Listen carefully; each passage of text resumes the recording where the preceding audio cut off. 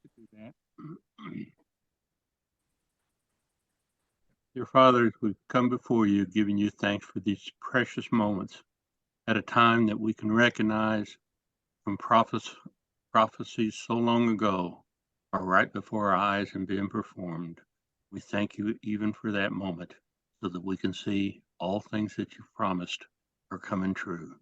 As we open these meetings, we ask also that you be with our teacher so that we may be guided and strengthened by your word, so that we may each and every one be graciously received into your kingdom.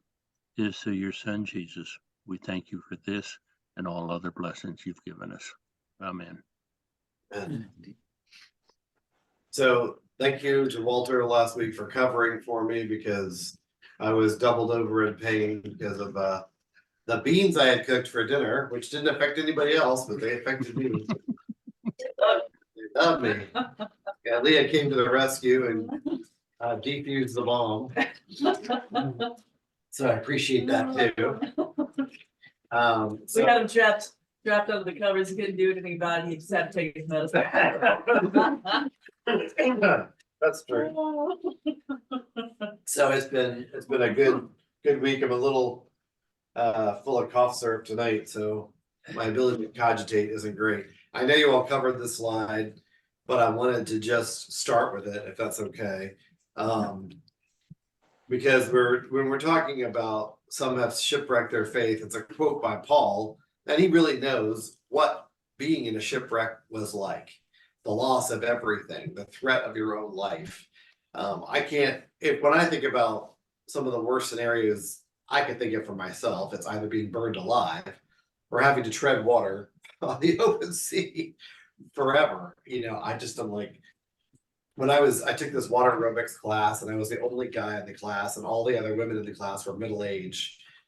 And we did all these exercises in the pool. And then the last 20 minutes, you had to go to the deep end and tread water. These women were like flit, and they were chest high out of the water. I am like thrashing around like a leviathan, trying to keep just my chin above the water line. And I couldn't do it. I lost 25 pounds in water because I just keep sinking. So I would not be alive very long if I shipwrecked. Y'all could like eat me after I'm gone. If you could dive down deep enough to get my body. Fight the sharks over you. Oh dear. I'll bring my camera. Speaking of those, another funny one was I had a friend, his name was Rob, and he was like the super athlete, and we tried to do things together. I try to run with him, fight with him, whatever, and he always beat me. So I said, I got one scenario in life where I would win and you would lose. And he was like, oh yeah, what's that? I said, if we were in a lifeboat together, I would outlive you because I have more body fat than you.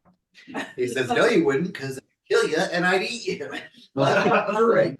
Here we go again. So shipwrecking your faith is something that Paul was very aware of.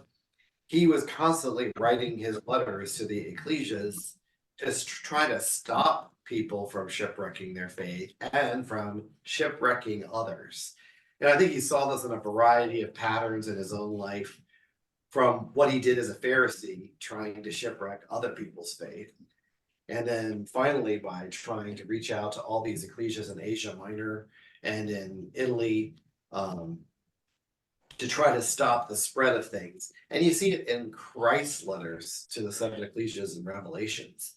They're all like, I have this against you that you need to fix. So be conscious of the fact that if Christ was around right now and was writing our ecclesia a letter, what do you think it would say? So can we get a reader for this one? Hey, we'll start with Leah and work our way around. Okay. Ephesians 4:10-16. The one who descended is also the one who ascended far above the heavens. By the way, one should be capitalized. That he might fill all things. And he personally gave some to be apostles, some prophets, some evangelists, some pastors and teachers for the training of the saints in the work of the ministry, to build up the body of Christ until we all reach unity in the faith and in the knowledge of God's Son, growing into a mature man, with the stature measured by Christ's fullness. Then we will no longer be little children, tossed by the waves and blown around by every wind of teaching, by human cunning with the cleverness and the techniques of deceit. But speaking the truth in love, let us grow in every way into him who is the head, Christ.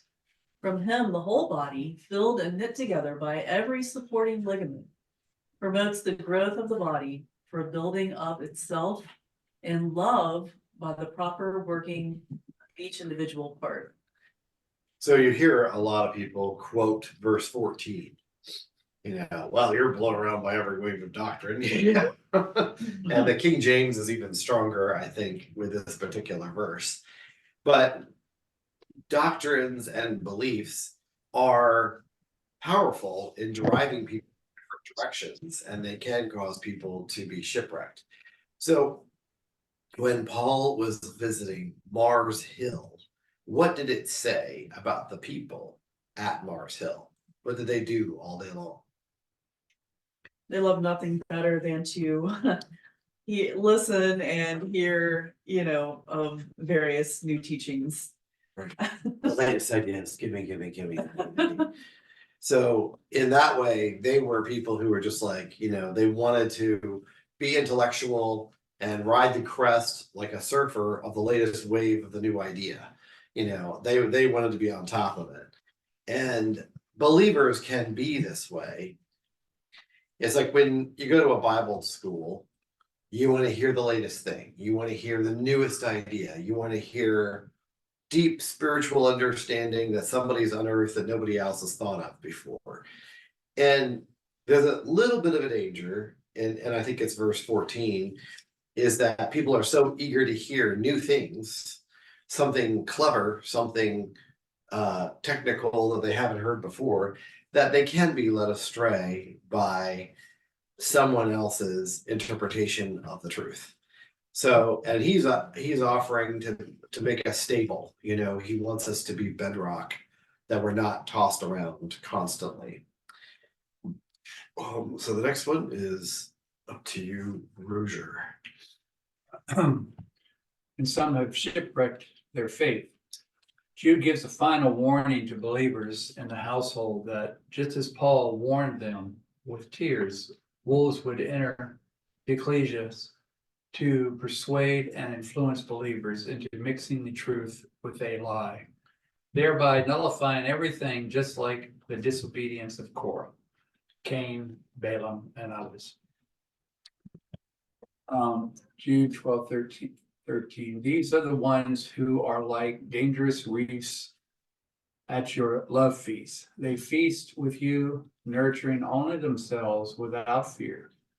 They are waterless clouds carried along by winds, trees in late autumn, fruitless, twice dead, pulled up by the roots, wild waves of the sea foaming up their shameful deed, wandering stars for whom the blackness or the darkness is reserved forever. Yikes. Yeah, he uses really strong language here. But you can imagine if you were the Jews in the wilderness and you've been told God's not going to let you go into the land, you're going to wander for 40 years. Why Korah's idea was such an attractive one? Let's overthrow Moses and Aaron. Let's appoint new leaders. Let's go back to Egypt, or better yet, let's take the land ourselves. Because why should Moses and Aaron be the ones to tell us what to do? Korah's a holy man, just like the rest. His logic sounds pretty good. Let's run with it. But how many people shipwrecked their faith with Korah? All their families. So 250 people That's what I read. initially, and then they blamed God. And another 24,000 people died. So altogether, 25,000 people died because of one bad idea. Korah. It's a lot of people. How many did Balaam manage to persuade? He almost wiped out the whole tribe of Reuben because they went after the Moabite women. And that tribe, when Moses was done at the end and he gives the blessing, he's like, may Reuben not die out. That was his remark. So bad ideas are always being thrown out there, and that's why Jude says they're waterless clouds, people. They're just wind. They've got no substance. And I love this one. Trees in late autumn, fruitless, twice dead, pulled out by the roots. I was like, dang, boy, that is really strong. And then we get the nautical one at the very end. And they're wild waves of the sea, foaming up their shameful deeds, wandering stars for the blackest of darkness is reserved forever. That term today I would call a black. And the reason why it's appropriate is because the black hole sucks in everything, even the light. Mhm. It sucks in light as well. So I'm like, I mean, Jude just nailed it on the head that these people lead a lot of other people astray. So we have wild examples. Everybody's heard of Jonestown. Tell me about Jonestown. That's where you get the idea of drinking the Kool-Aid. Drinking the Kool-Aid. So what was it? This very charismatic guy, convinced everyone the time has come, the kingdom's coming, whatever his It's like version. a Whatever. pseudo messiah. Yeah. Mhm. So whatever his version of kingdom was, that was So is it coming. Jim Jones or James Jones? Jim. Yeah. Jim Jones. Yeah. Okay. And so he convinced them all to drink all this poisoned. Well, first he moved him out of the country. Yeah, he put them down in this isolated place, better place to control people. Down South America. Yeah. So, and then did all this thing and then convinced them all, let's just drink all this stuff, we'll all die and God will be here and things will be great and woohoo. 910 people killed. Yeah. So that's a Sounds lot. like the Arabs, right? That's a They'll lot. all be martyrs. That's a lot of people dying in that shipwreck Women because he and- led them all astray. and children. Yeah. Whole families. And then David Koresh, what did he do? Burned the whole place down, didn't he? Burned it down around. Some But he potatoes, keeps the way that they kept control was by doing what? They had a lot of charm, But they kept limiting their options, and they didn't even realize their options were being taken away. yeah. Mhm. Like their freedom to leave diminished every day. Mhm. And that's the danger of all these, is that they were able to do that to other humans. And it's frightening to me that, I know I'm impressionable to a degree.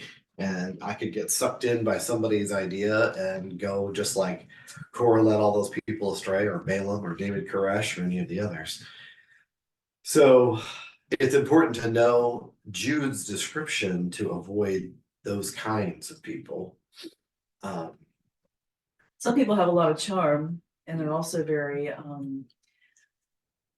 dogmatic, not in a legalistic kind of way, but in an attractive way. I mean, and you really have to be listening for, I believe this is the key. You have to be listening for whether they're speaking all truth or whether they're speaking truth and a lie in everything that they say. Are they sort of like putting a little bit of truth out there and then putting their own spin out there as well? Because the truth is supposed to get your buy-in and the spin is supposed to turn you away to follow them instead of Christ. You know what I mean? They're always trying to draw a way of following unto themselves. That's the end goal for them. Yeah, that's a Yeah, great way to put it, is they're looking for little disciples. yeah. So our next reader is Linda. We are constantly warned in nautical terms about the people who sell out the truth for the flesh. They are labeled as perilous underwater reefs that will tear believers apart. They are meteorologically compared to rainless clouds blown by the wind. Finally, Jude firmly affixes the shame of their rebellion on them by comparing them to untamed waves that are so brazen in sin that their very public shame is like the nasty sea foam washed up and exposed on the beach. The Greek word for wave is kuma, and it has a more complex meaning than first imagined. A wave, swell, especially of the sea or of a lake of impulse and restless men, tossed to and fro by their raging passions. Yeah, so we're given these constant analogies, an underwater reef, foaming wave, a tree dead, twice dead, wind or storm without rain.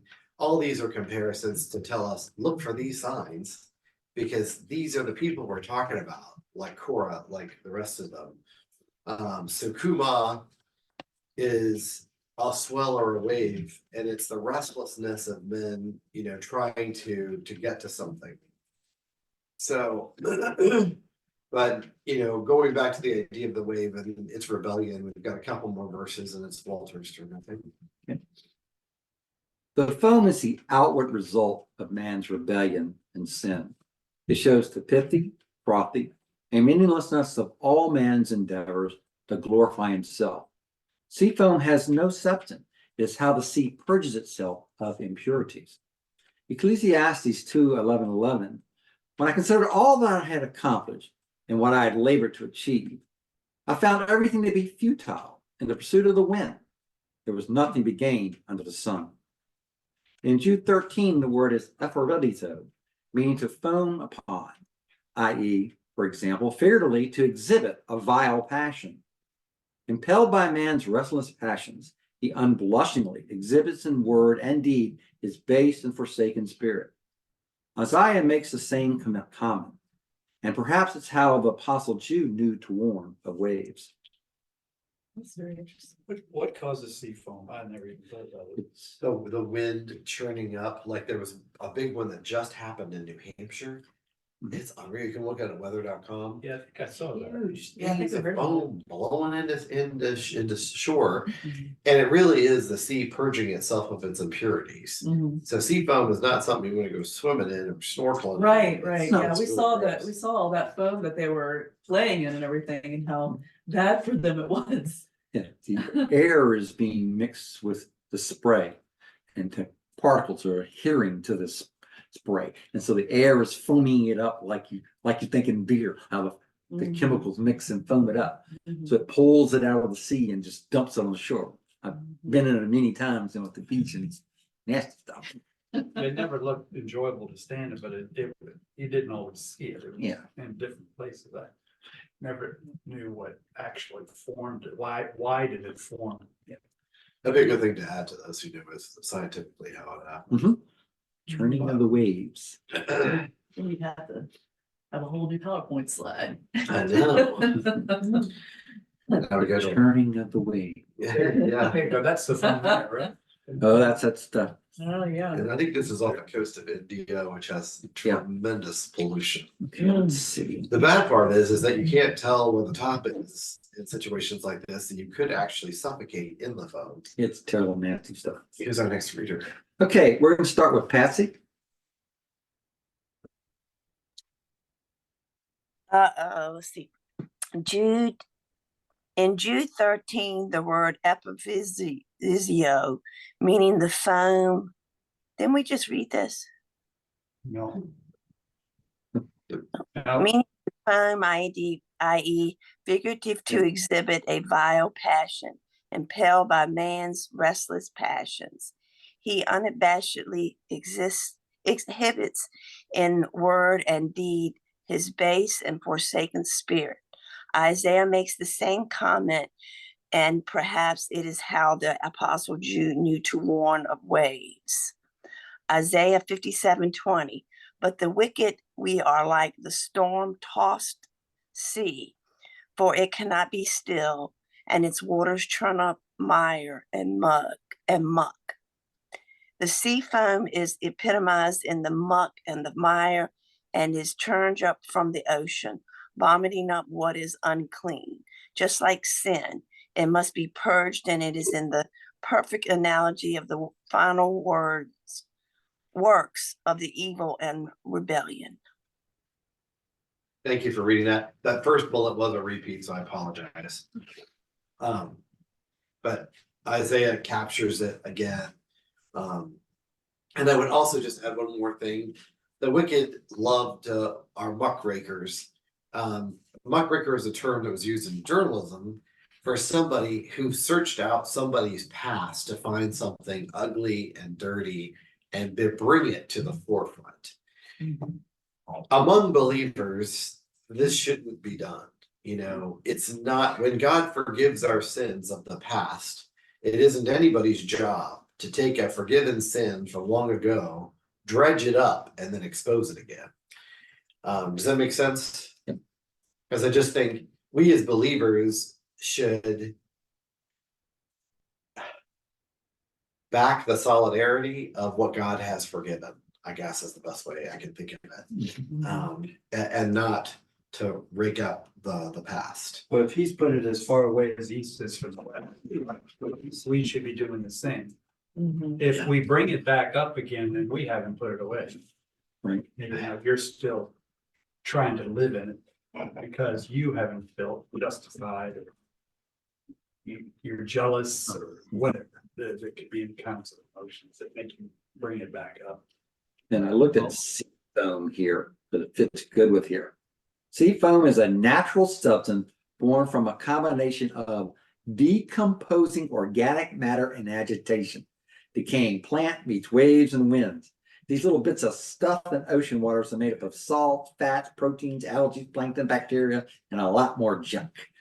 So it's death being churned up to you. You said death? Death, basically. Oh, wow. Yeah, it is the dead stuff of the plants and planktons and things like that being put out to you. So does anything feed on it? Does it do any good at all? I don't know what you for. What happens if it just blows away? Well, when all the air and the because it's caused by the agitation of the wind. Once all like the foam and all the bubbles start breaking, it's just gonna plop back down on the beach and you still got the same junk down on the beach. That's what you see, that line on the beach when the foam goes away. Mhm. That's the residue of what the foam was up there. And then you hope the one water will come along and like wash that away. Nasty stuff. What are those? Forgive me. He's making me want to go to the beach. Is it called sandpipers? Those little birds. The little birds, really yeah. Fast, and they got Yeah. these long beaks, and they go. Yeah, so they're running around getting the little tiny crabs and crustaceans out of the Yeah. sand. They come out. Okay. Yeah. Okay. And when the foam comes and covers the sand crabs, they come out to get some air, and bam. Sure. You want to say that? All right. So I love this one because I stuck this picture back to back, and I just love doing that. Right? It's a reflexive picture. Yeah. Yeah. Anyway, go ahead. Who's reading now? Neil, you're up, please. Okay, the spiritual analogy from the icon of ships has many layers for us to discuss, dissect. For our current lives, imagine that your ship is our ecclesia. Now imagine the worst storm ever is now seen and nearing you on the horizon. You see the bruised sky, the wind's effect upon the sea, and the burgeoning swells. Now look around at your ship, your ecclesia. How are you conditioned? Are you and your crew ready to meet the largest storm ever conceived? Let me have him. So if you really look around the ship, you might see the big sails just sort of flapping around in the wind. Someone's got holes in them. Nobody's tying them down. There's nobody in the crow's nest looking down the road to see what's going on. You got equipment all over the deck. You got a lot of people down below who are sick or missing, and very few people know what their jobs are.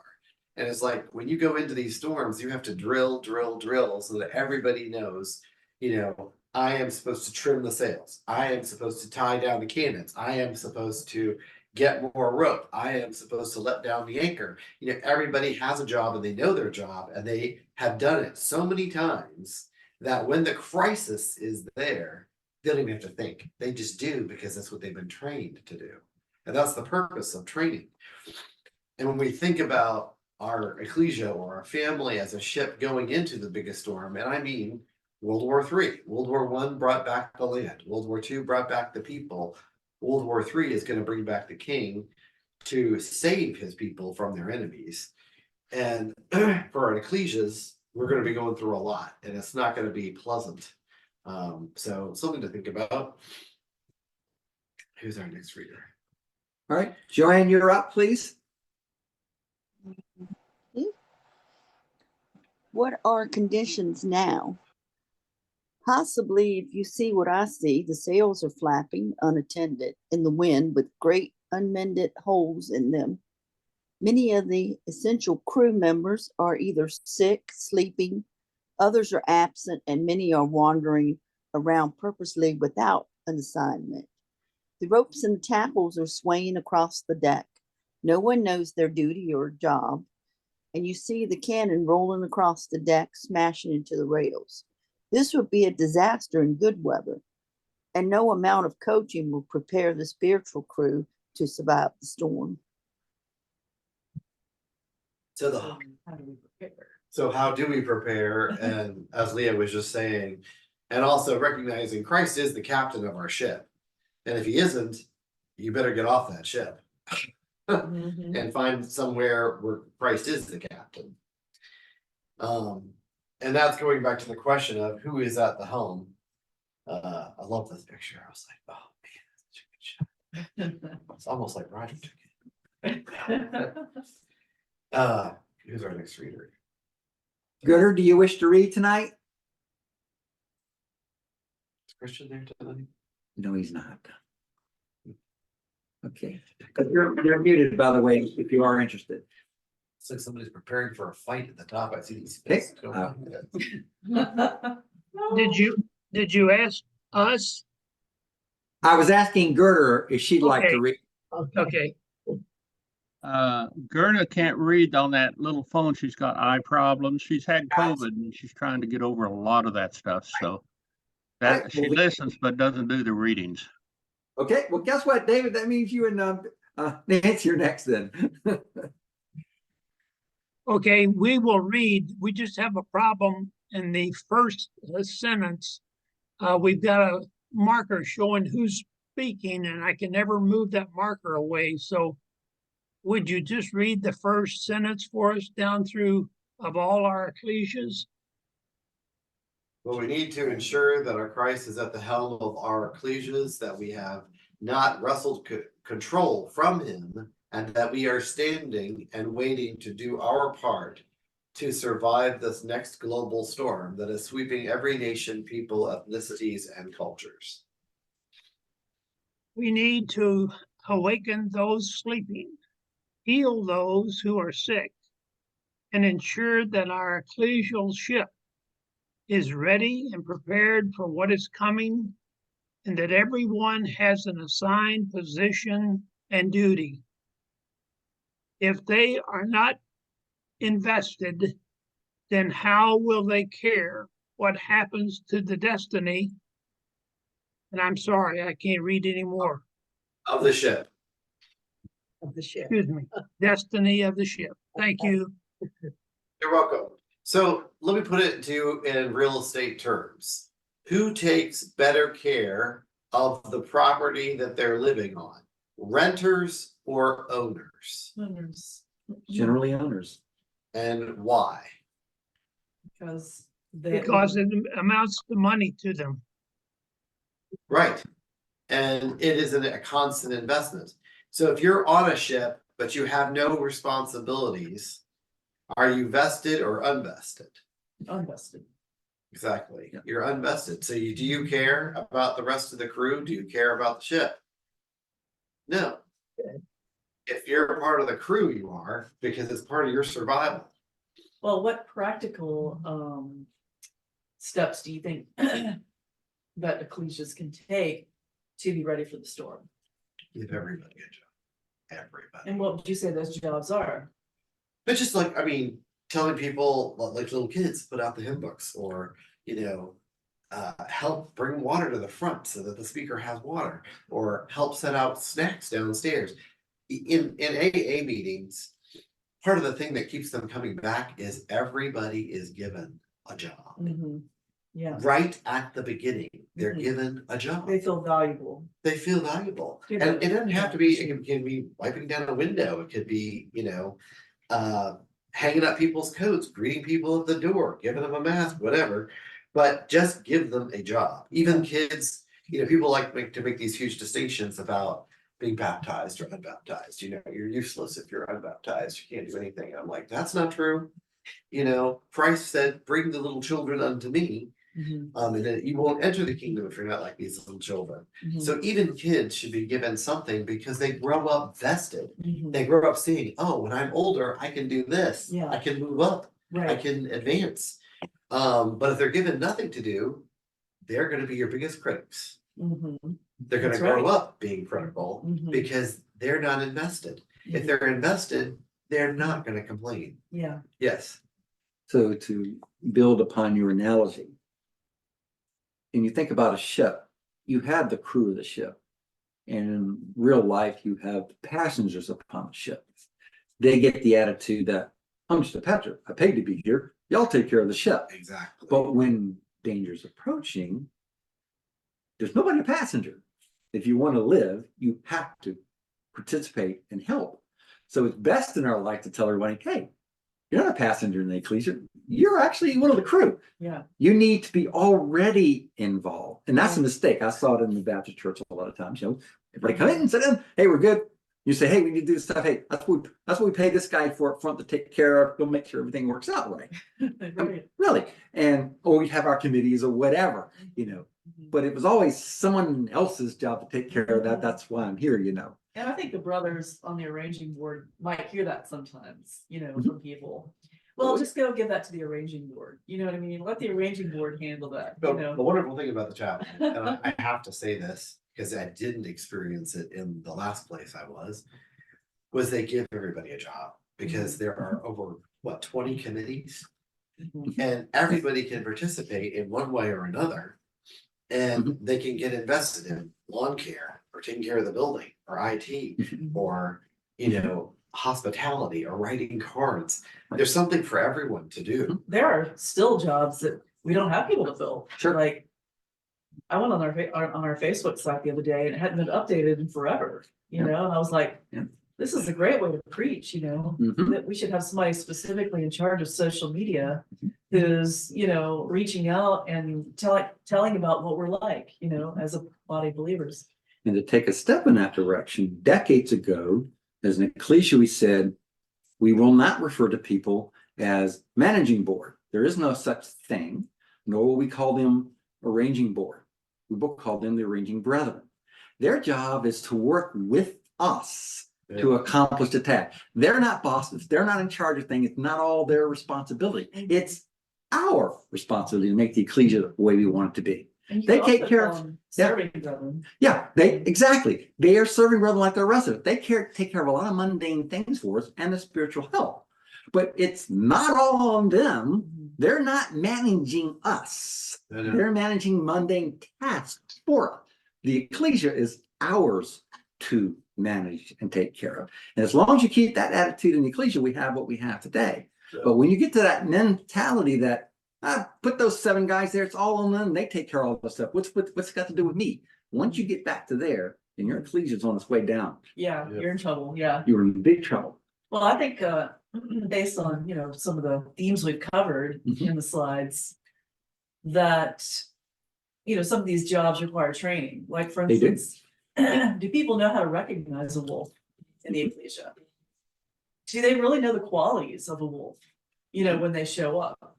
Mhm. Or do they just kind of say, oh, well, that's, you know, that's no big deal, you know?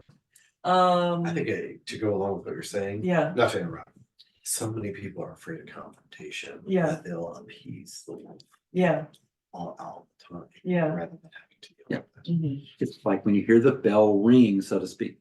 Is it a true sound bell, or is it dull? Something wrong with it? And that's what the wolf is like. Hey, what are you? That don't ring right. But you got to know that and have the ear to say that's not right, yeah, which comes from the training of knowing what these scriptures are about and their Yeah. foundations. If you don't know that, you'll never know you're hearing the tinny bell. yeah. Ever. And if you do recognize the wolf, Yes. what are you gonna do about it? Are you gonna let the wolf stay in the flock and kind of wreak havoc on it? Or are you gonna say, you're not welcome here in this ecclesia, wolf, because this is the route you've chosen, and this is not what we stand for. You Yeah. know, Well, you You take start up your own company, get rid of the church. Well, Hunters. your first obligation is to approach these people and say, do you understand Yeah. what you're doing, the behavior you're having? Yeah. Is this intentional? Are you trying to be a wolf in sheep's clothing, or do you realize it? And maybe you'll say, oh, I didn't know I was behaving that way. Then you win a brother or a sister. Right. But if they truly are the disruptive thing that's come in, then yeah, you do like Jezebel. You say, that's the door. Go out until you can, correct your issues. Yeah. That's the way you got to do it. Yeah, that's what Paul did in 1 Corinthians 15, and a lot of people will kind of center on 1 Corinthians 15. They'll say, well, Paul didn't act like, not believing in the resurrection was such a big deal. He didn't throw anybody out of the ecclesia or whatever, but he was doing what you just mentioned.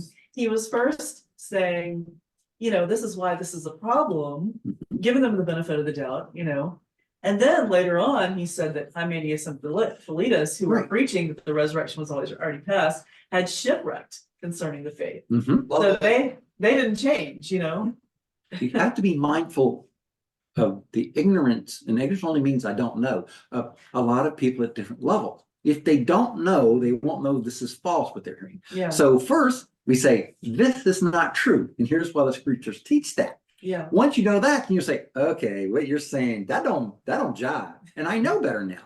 And then the wolf can't prosper. That's right. I think it's good what you said, because Paul did his warning with them, but he also let other people know they're the problem child. Yeah. And people tell me all the time, well, you shouldn't do that. And I'm like, for heaven's sakes, if I'm driving down the road and I know somebody's behind me, I'm gonna call them and I'm gonna say, there's a tractor trailer lying on its side that's blocking 3 lanes.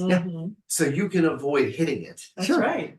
I am not gonna sit back and let them discover it for themselves. Exactly. So it's like Alexander the coppersmith. Paul. Yeah, so he did a great disservice to him. Yeah, and he lets them know. And everybody's like, no, that shouldn't be done. You shouldn't shame them and you shouldn't bring them out. And I'm like, unless you do, other people who are simple.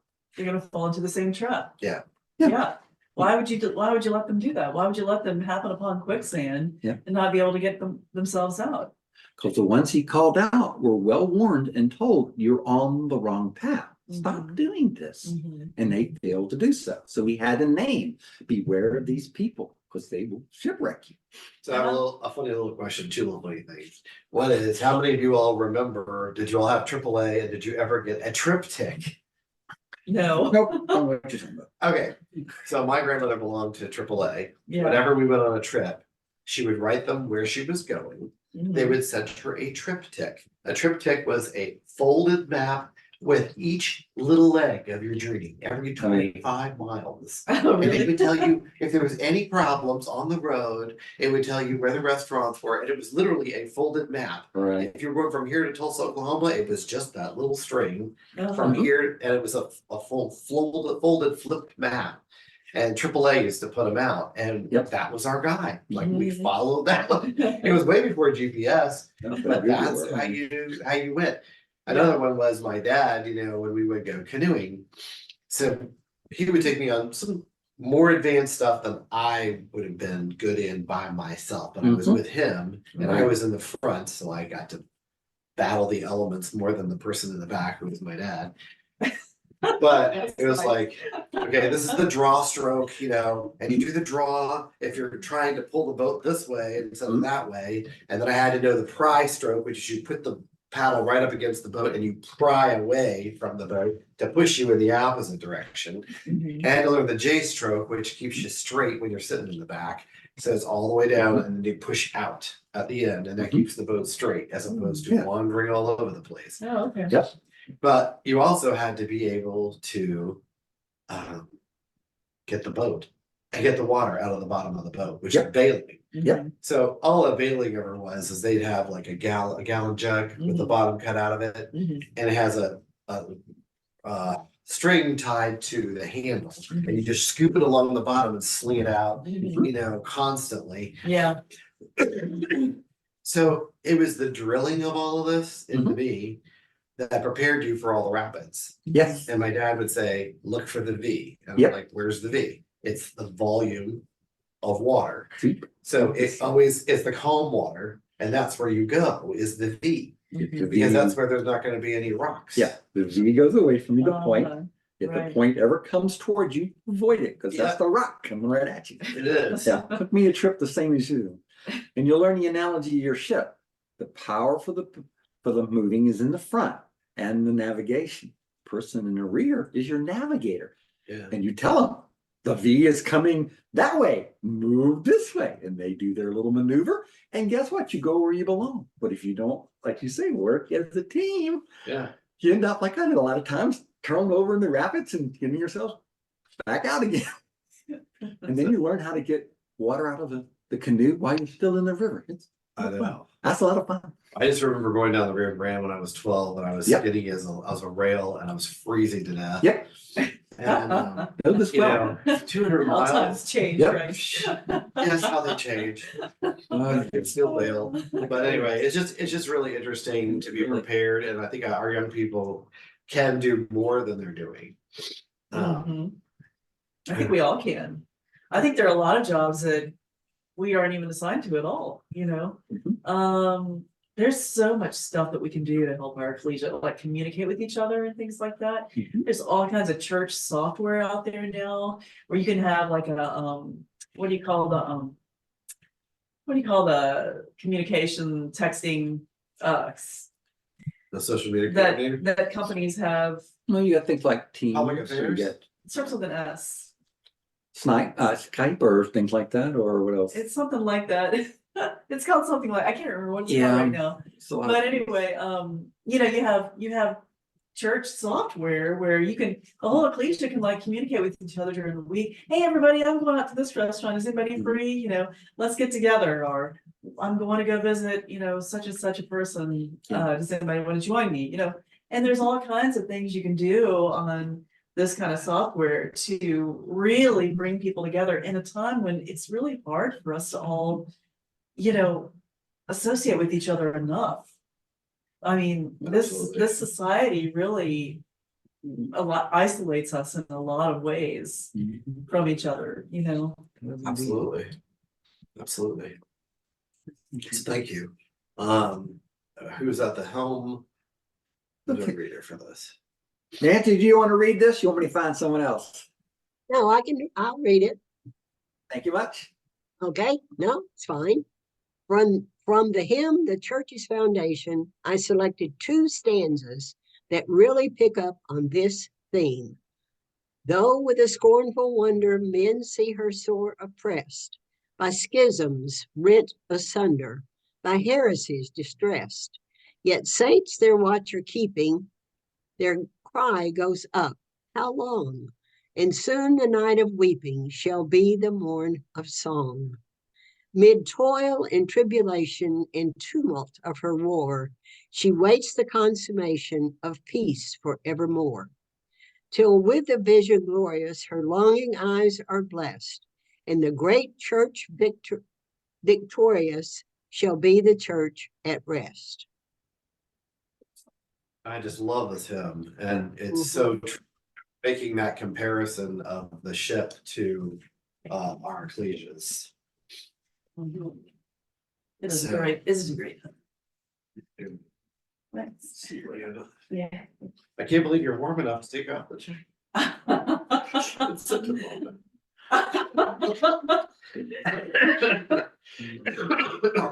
All right, Walter, who's next? We're back to Leah now. Oh, Okay. okay. Who was that? Him.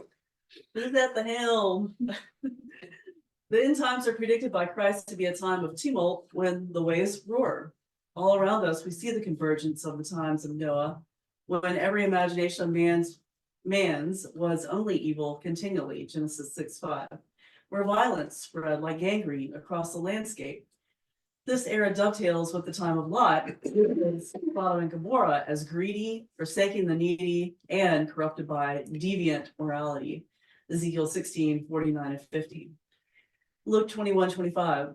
Then there will be signs in the sun, moon, and stars, and there will be anguish on the earth among the nations, bewildered by the roaring sea and waves. We do not need to fear. Our God is the commander over the roaring seas and waves. He is our captain, and he will guide us safely to the safe harbor of our salvation. So there's so many analogies to be brought out. I've only brought out a few of them, from Noah's ark to what we saw with Jonah and being thrown overboard, going to Tarshish, and many more. So when we think about these things, and the analogy of our ecclesia, it gives us a lot of pause, because we can think about what else can we do to get others involved so that they're groomed for the leadership they're going to have to partake of later down the road. How many of you all know who Lee Iacocca is? Oh, yeah. Who was he? He was with Ford, right? He was vice president of Ford for many years, and guess what they told him? Fired. You'll never be president because your last name is Iacocca. So they told him, you'll never be president. Did they really say that was the reason why? Well, I mean, that's what he said his reason was for leaving, because he had done it all. He was the one who came up with, the Ford Mustang design that they're still using today. Like, they can't get rid of it from the 60s. So when Chrysler Corporation was about ready to die, and this is the late 70s, early 80s, they asked Lee Iacocca to come take over a bankrupt company and turn it around. So anybody know what Lee Iacocca did to save Chrysler Corporation in 1979, 1980? The K cars. Yep, That's what he came up with. he invented the K car, and the money that he borrowed from the government, he paid back in less than 2 years, I think. It was crazy. Wow. Redesigned the whole company and got it rolling again, and wrote book after book after book about his leadership and success and everything else. So everybody thought Lee Iacocca was the bomb. Okay. Then you get to the book Good to Great, which I read. It was about what companies like Circuit City that Walter used to work for, that went from a good company to a great company. I mean, that company was highlighted as, let's model ourselves after Circuit City because of how they did stuff, and now they don't even exist anymore. And it was started by the same guy who did CarMax, right? Richard Sharp.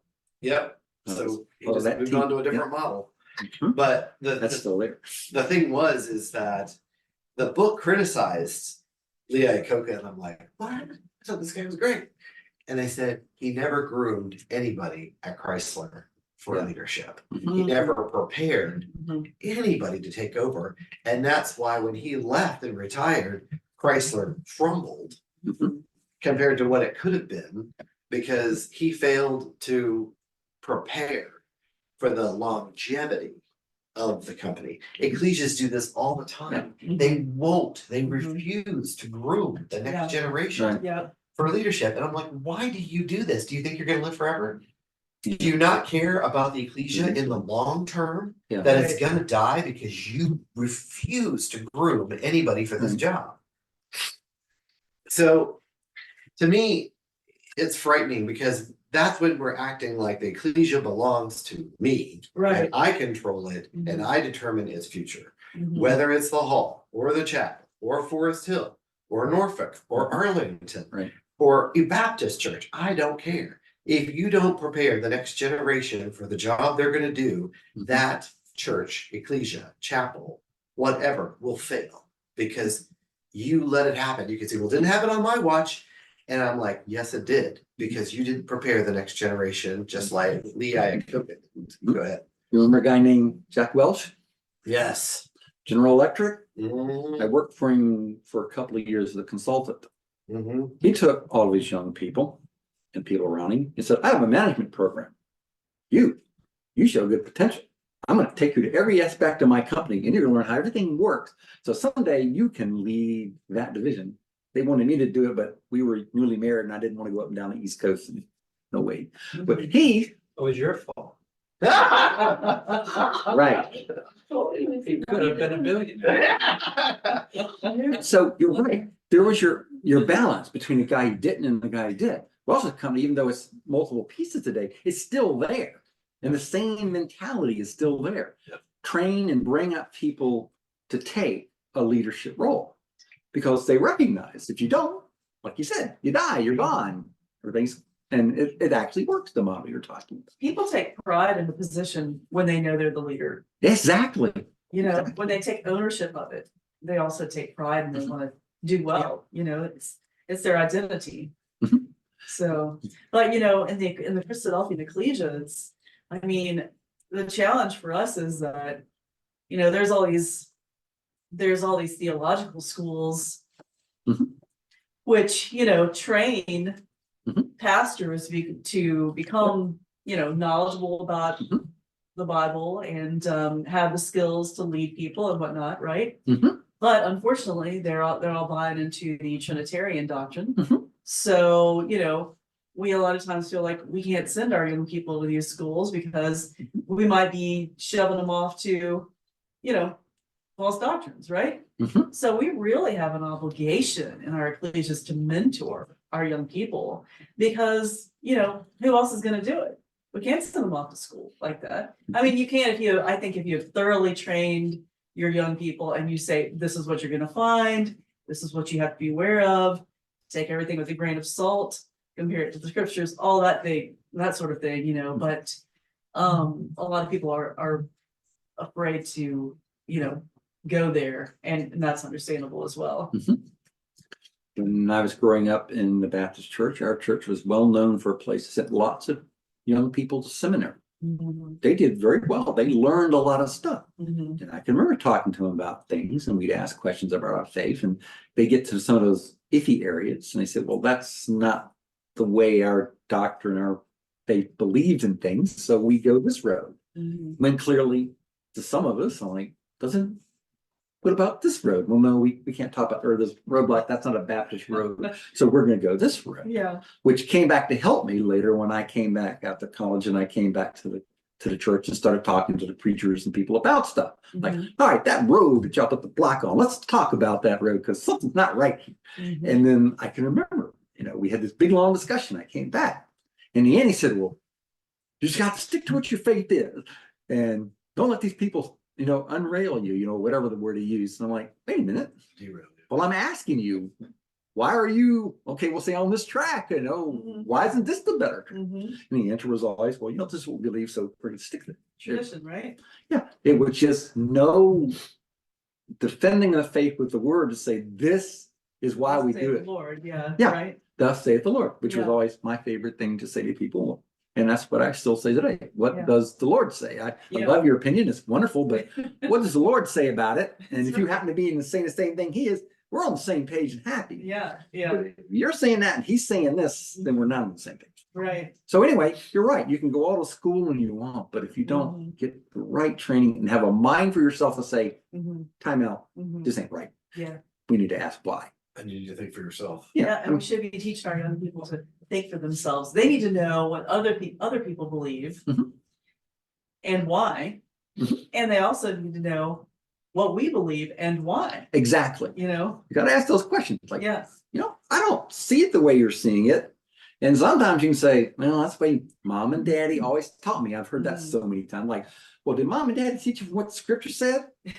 Let's go back and find it. But sometimes, even among Christadelphians, I'll say, well, that actually was daddy's opinion, wasn't it? He thought it meant that. Mhm. Well, what did it really say? Well, Right. we're not 100% sure, but that seemed right to think. Well, then let's go revisit this topic and talk about it more. Maybe daddy really was right, but let's be sure, especially if I'm going to build it. And Lynn will tell you, I said, no, I don't take nobody's word or opinion on nothing. We're going to look all this up and prove all this stuff out. Yeah. Well, that our young people are gonna be hit in college Oh, yeah, with absolutely. all the world's philosophies. Oh, I They're know. being hit now. Yeah. Worse than they used to From be. elementary school all Yeah. the way up. I mean, Yeah. that's why, my Constantly. own niece had to be pulled out of school because of the doctrine they're trying to preach. Mhm. So, well, thank you all for paying attention and being here for this. So what we've covered so far with the iconography was we've done the burning bush. And it was a symbol of the Jews and their constant oppression, yet they were never consumed. We've done the bronze serpent in all of its iterations that led us up to Christ's crucifixion. We've done the ship. And next week we're going to be starting on the transfiguration. And the thing I want you to think about is what woke me up at 3 o'clock in the morning. It's like, why was it Moses and Elijah with Christ? Mhm. And my whole thing on this is to answer that question. Why not Abraham, the founder of their whole faith, Mhm. or Job, whose righteousness is itemized over and over again, or Daniel, or so many others. So we're going to examine the significance of the iconography of those three people being seen in all of Christ's glory on top of Mount Hermon, 9,000 feet up, to see the transfiguration. So be thinking about it. It's written in, I think, almost all the Gospels, so you can look at that. So what did you guys think about, if you don't mind my asking? Yeah. What do you think about Netanyahu kind of conceding to Antony Blinken and saying, we're not going to go into Lebanon to get Hezbollah? And at the same time, the what's his title? The military director, the military commander saying, we are going into Lebanon to get Hezbollah on the same day. The report was. Yeah. I didn't hear about it. Yeah, today's report. Well, it's ILTV is what we always listen to in Israel, and they So reported. Netanyahu said something different than his major Yeah. commander. Yeah, he did. Huh. He forgot We'll to have to pretend wait. that we You weren't didn't doing get this. the memo. He also said something about what he's gonna do to our Iran as well in there, and I can't remember what it was now, but I was trying to tell Joe earlier that he has plans for Iran. Mhm. I'm sure they put something together. Do you Hey, Leah. as well? Leah, I think he said, we're not going to do it at this time. Yeah. Oh, I think he left it open. the military commander. No, Netanyahu. I think he left it open Oh, did he? Okay. that he's Yeah. not going to do it at this time, which, Right, yeah. tomorrow, Yeah, he did. Yeah. Keep them guessing. So maybe I guess the military commander sort of intimated it would be sooner than Netanyahu did. It depends on the fundraising coordinator. Yeah. Let's raise money to strike Iran. Don't give your it's too much warning. Yes, yeah, we're thinking about it. We don't know when to do it. Well, meanwhile, the land's in front of me and like, yeah, tomorrow we're gonna go, but we don't want to tell you that. Well, you have to wonder, like, because God's working through nations. Oh, yeah. So what is God trying to do through Antony Blinken? What kind of hesitation is he putting in there, and for So what who reasons? Who is Antony Lincoln, first of all? Antony Blinken, the Secretary of State. Oh, Blinken. I think I was thinking you were saying Lincoln, because Blinken is Jewish. Is he? Yes, his grandfather escaped from Poland during World War II. So Blinken is Jewish. There's a wonderful speech with him giving a speech with one of the leaders of Israel saying, this is close to my heart because my family was persecuted in Poland during World War II. Some of my family escaped here, some went to America. So Anthony Blinken is Jewish, just like the Secretary of State under Richard Nixon, Mhm. who was Henry Kissinger, was also Jewish. Mhm. And he was around 50 years ago Mhm. for the Yom Kippur War and helping out Mm. Golda Meir, getting all the tanks, all the Mhm. missiles, all the planes she needed. Mhm. It's the same scenario all over again. Yeah. He just died in the last, Henry Kissinger, turned 100 years old, Mm. Yep. died on his 100th year. Mhm. wow. Well, thank you all so much for coming. And does anybody have any other questions or thoughts? Thank you for putting all this together. Oh, you're welcome. Thanks for class, Joe. You're welcome. And Brother Dave, how are headaches going? I hate to have to say they're the same. They're still pretty persistent. Yes, my neck aches and my headache. They Well, basically have been the same for about 2.5 years now. we've been praying about it, so I know that God's gonna answer our prayers any day now. I appreciate that. Thanks very much. Yeah, thank Everybody you. have a great week. Y'all too. Hey, good night. Bless. good night. Good night, y'all. Good night. Good night. Good night. Okay, I guess there is no closing. Oh, did we forget the closing prayer? We did, but that's all right.